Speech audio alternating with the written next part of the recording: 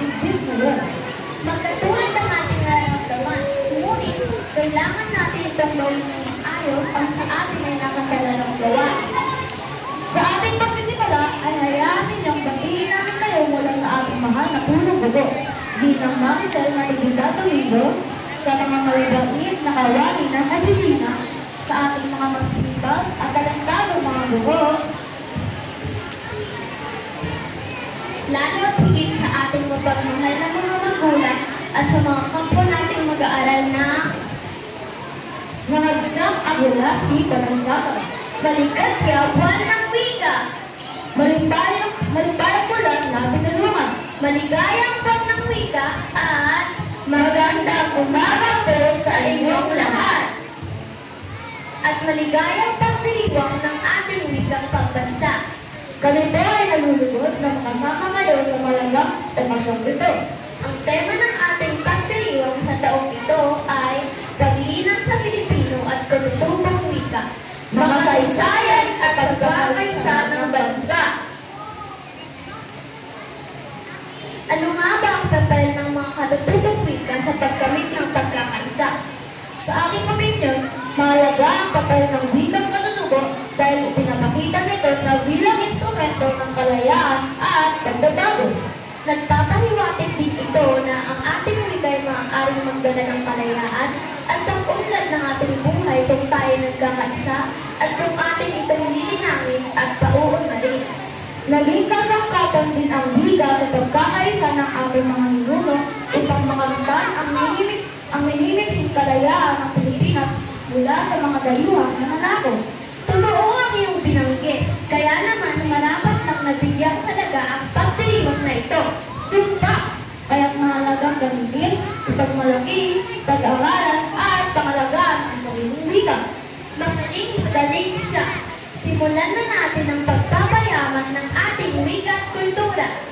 Huwag na natin pagkagawin pa. Sabik na ang mapanood ang mga nandang palabas ng ating mga kamag-aral. At syempre, sabik na din ang malaman ng mga nagsipanalo sa mga panagpala. Sa ating pagsisimula, tawagin natin si Tia Bill R. of Russia. Maghahangal sa ikatlong baitang pangunahan tayo sa isang panalangin. Isundan naman ito kaagad na pagpasok ng palilan, pag-awit ng pambansang awit, ang lupang hinirang, napapangunahan na Jillian P. Alvarez.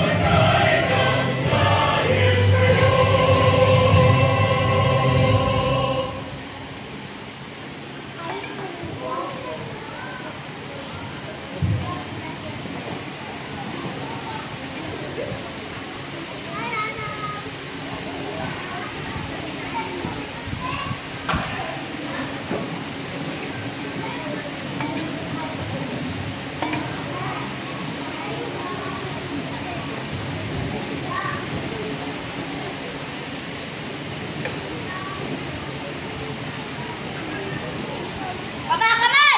Na!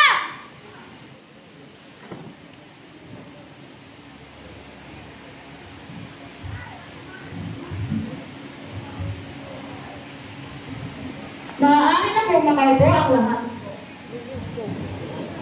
Sa pagkakataong ito, tinatawagan ko si Pinipining Alaya M.P. Caberto, Vice President ng SDLG at mag-aaral sa ika-anim na baitang para marinig ang kanyang pagbuhat ng paglalita. Mat. Take your seat. Angela. Bukad naman na. Please.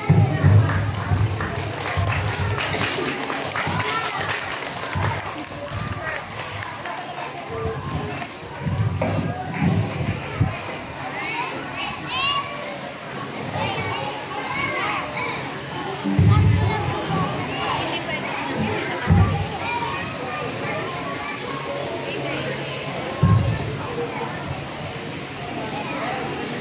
Sa magagaling, magaganda at talentadong mga guro at mga mabubuting gawain ng ating mahal na paaralan sa pamumuno ng ating punong guro, si Ginang Maricel Natividad Domingo, miyembro ng POD, sa mga magulang na laging handang suportahan ang kanilang mga anak, sa mga panauhin, sa mga mag-aaral. Isang maganda at mapagpalang umaga po sa inyong lahat.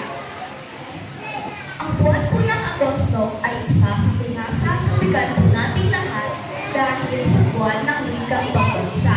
Say excuse me. Ito po ay isang napaka-espesyal na buwan para sa ating mga Pilipino.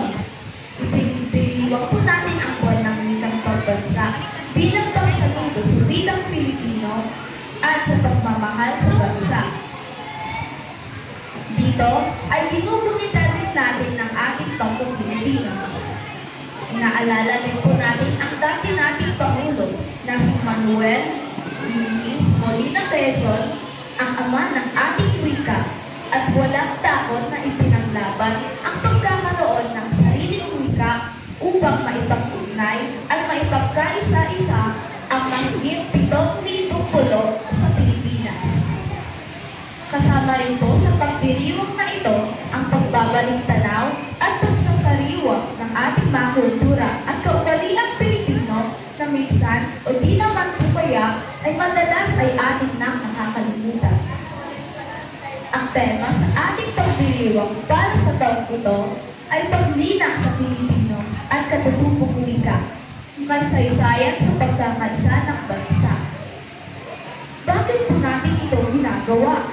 Ito ay upang maiangat ang kamalayan ng mga mamamayang Pilipino, lalong-lalo na sa katulad nating mga mag-aaral ukol sa halagang multilingualismo sa paglikha ng isang bansa na mayroon ng pagkakaunawaan. Nais din natin bigyan ng tubay at patunayan na mahalagang bahagi ng ating pagkamamansa ang 130 katutubong wika sa Pilipinas. Sa pamamagitan ng iba't ibang aktibidad, mas lalong nauunawaan ng mga kabataan ang kaalaman ng wika bilang instrumento sa komunikasyon, kakaisa at kaunlaran. Naipapakita at naipapahayag din ang mga yaman ng kultura at kasaysayan ng bansa. Dahil dito, ang pagpapahalaga ng wikang Pilipino ay katumbas na rin ng pagpapahalaga ng mga kapwa Pilipino na nagmula sa iba't ibang tradisyon. Kaya po, ang ating mga katutubong wika mula Ibatan hanggang Pandayan ay niyayakap natin. Niyayakap natin ang wikang pambansa. Wikang pambansa upang matupad ang mga hanggarin na makabuo ng isang bansa na tunay na inklusibo. Kung kaya, palalimin natin ang ating pag-aaral tungkol sa wika. Sariling atin. Kabilang na dito ang mga wikang katutubo. Ipagtuloy po natin na sa siksinin at gamitin upang mapagpayaman ang mga ito. Muli, magandang umaga at maligayang pagdiriwang ng buwan ng wikang pambansa. Mabuhay ang mga Pilipino!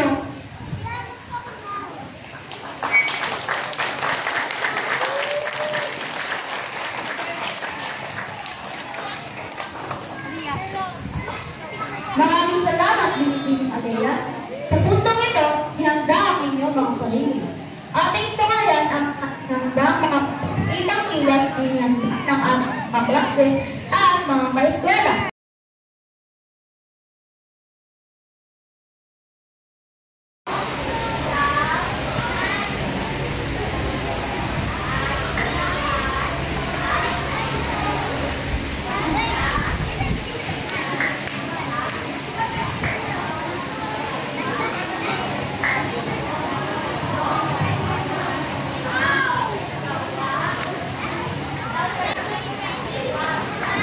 Sir, bigyan nyo na lang ng ano, sir. Sir. Sir, sir, sir. Sir. Sir. Iabot na lang sa inyo isang mga mic sa dalawang bata. Dalawang mic para sa bata. Ibigay na lang sa bata.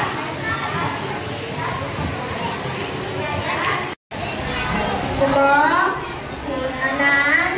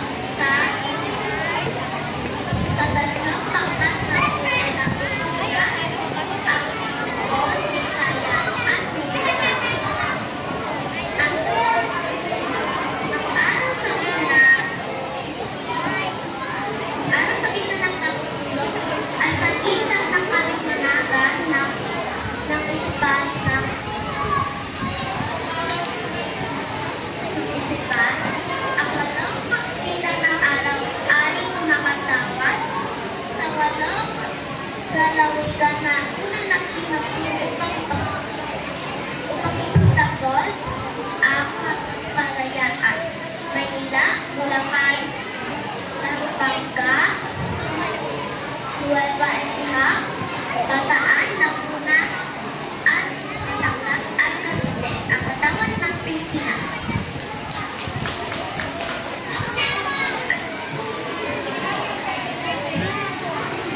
Ang upang hirap, ito ang pagbansang awit ng Pilipinas. Upang hirap, ang pamagat ng pagbansang awit ng Pilipinas. Ay nakawit ang pag-ibang pangilinis sa Pilipinas para sa bayan. Pinapahalap din nito ang pagmamahal sa bayan at dahil sa pagkakasito sa anumang pagkakataon. Ituloy sa himig ng 1898 at ang mga titig na awit naman ay iniangkot mula sa tulang Pilipinas na nasimulat ni Rizal Balma sa isang Pilipinas noong 1899. Ang upang hirap.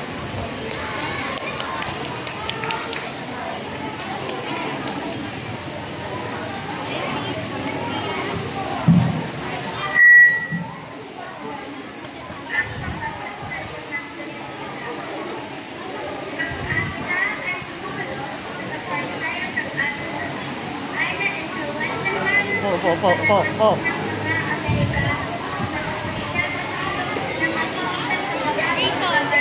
Grayson, where are you going?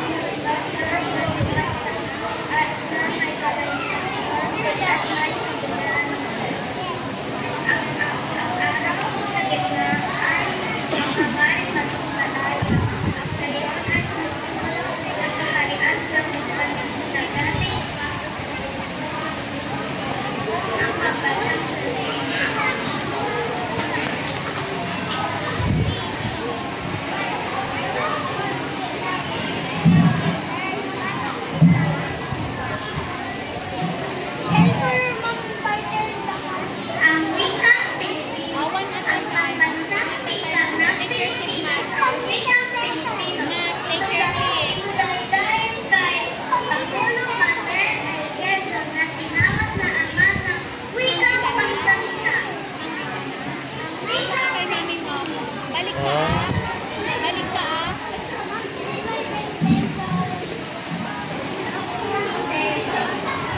Si Dr. Rizal ang pambansang bayani. Siya ang pambansang bayani dahil ginising niya ang mga Pilipino sa pagkaalipin mula sa mga Kastilan. Umamit siya ng mga takda ng kanilang milika tulad ng Morenetang Morenetang Rete and Filibusters. Dahil dito nag-asa ang mga Pilipino laban sa mga Kastila. Si Dr. Rizal. Makinig daw ang mga grades 3, 4, 5, and 6. Magtatakwil si Sir Ryan sa Monday. Tungkol dito.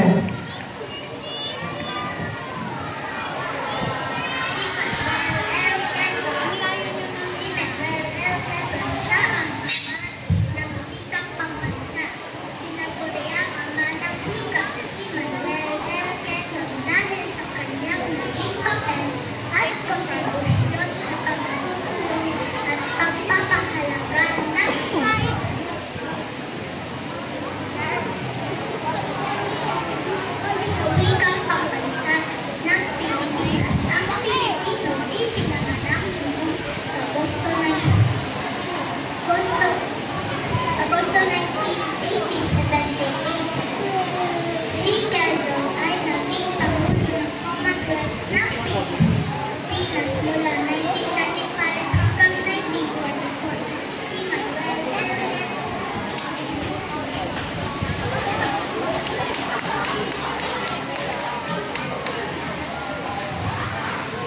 Emilio Aguinaldo. Si Emilio Aguinaldo ay isang Pilipino revolusyonaryo, estadista at militar na opisyal na kumikilala bilang una at pinakaunang Pangulo ng Pilipinas at ang unang Pangulo ng pang-ikang konstitusyon sa atin.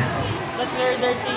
Siya ang nagdisenyo ng watawat ng Pilipinas. Ang disenyo nito ay mula sa estadistang pag-aaral ni Aguinaldo kasama pa ang mga ibang at tinawag ito ang araw ng Atubo. Amy Aguinaldo.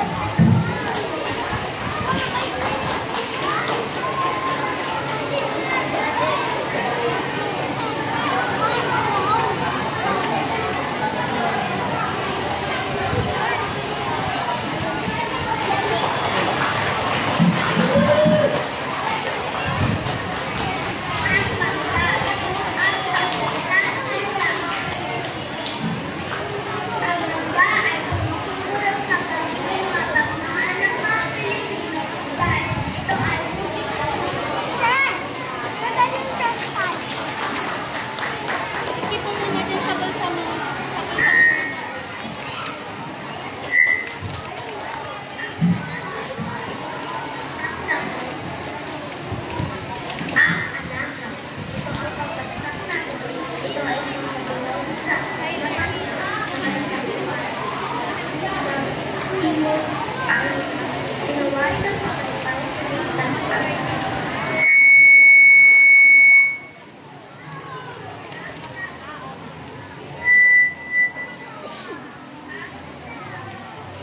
Take your seat lang.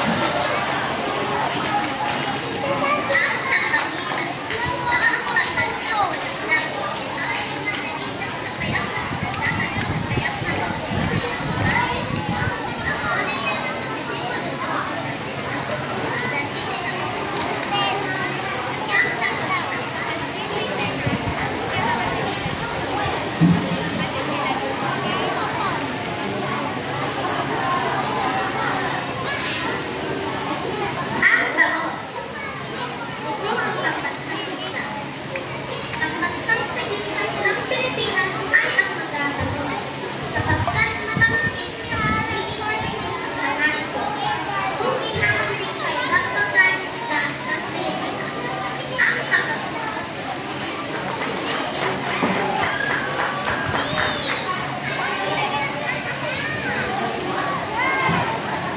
Ang Kalabaw. Ito ang pambansang hayop. Tinuturing na pambansang simbolo ng Pilipinas.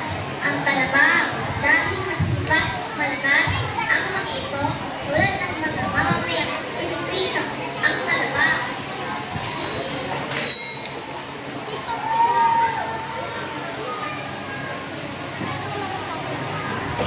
Ang ating isang pinto, ang kabilaan, pilit, ng halaman, tayo sa sumaya, ng umulitan. Pinagsabitan ng kalimutan, lakas na nagiging halala, ang ating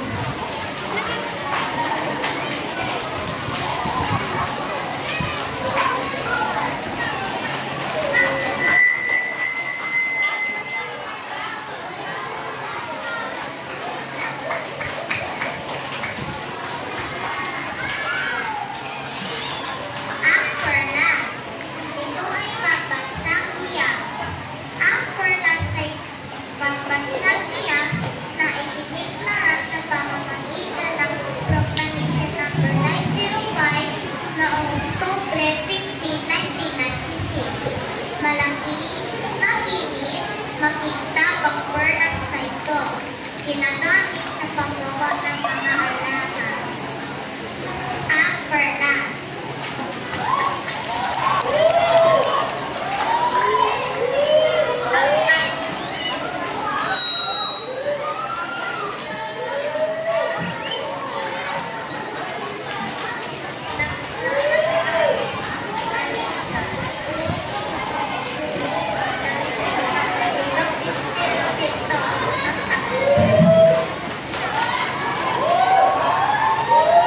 Ang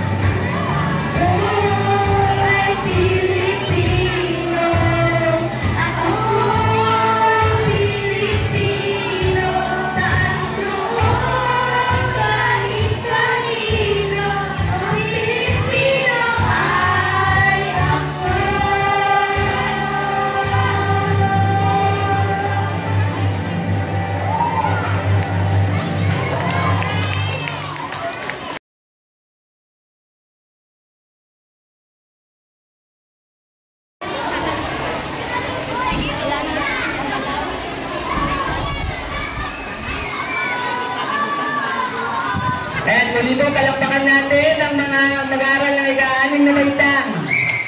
Wala na kayo mga kamay dyan, Gracians?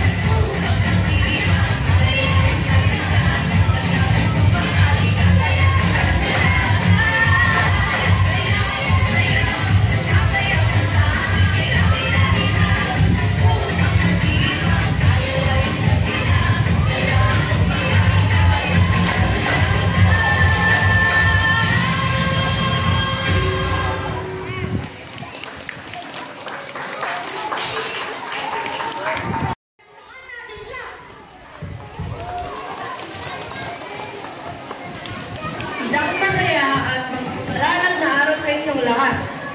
Napanood at napakinggan natin lahat ang mga inihanggang mga palabas ng mga mag-aaral na nagpapahayag ng kanilang pagbunita, paggalang at pagbigay halaga sa pagdiriwang ng buwan ng wika.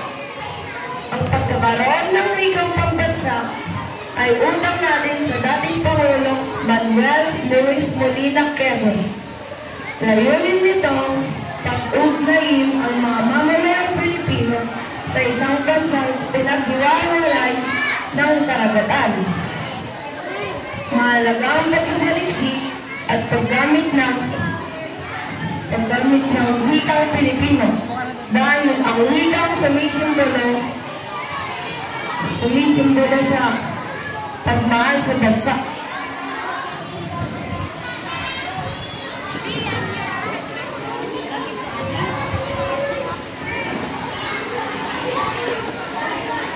Ika nga ng ating bayani na si Jose P. Rizal, ang hindi marunong magmahal sa sarili ng wika ay higit pa sa malansang isda. Kaya nararapat lamang natin mahalin ang ating wika at pahalagaan ito. Sa kabuuan, hangarin ng pag-aaral ang paglinaw ng paggamit ng wikang Pilipino upang hindi pa tayo mabuklod sa matibay na butang kinlanlan, pagkakaisa ng mutuin at pagpapaibayo ng ating damdaming makabayan sa mga Pilipino.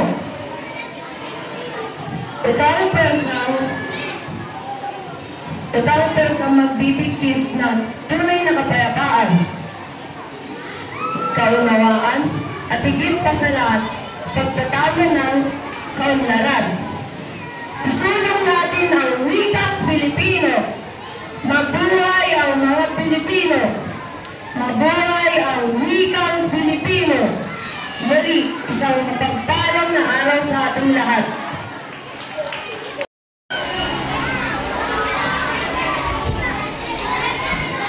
Salamat, Ginoong Rafael.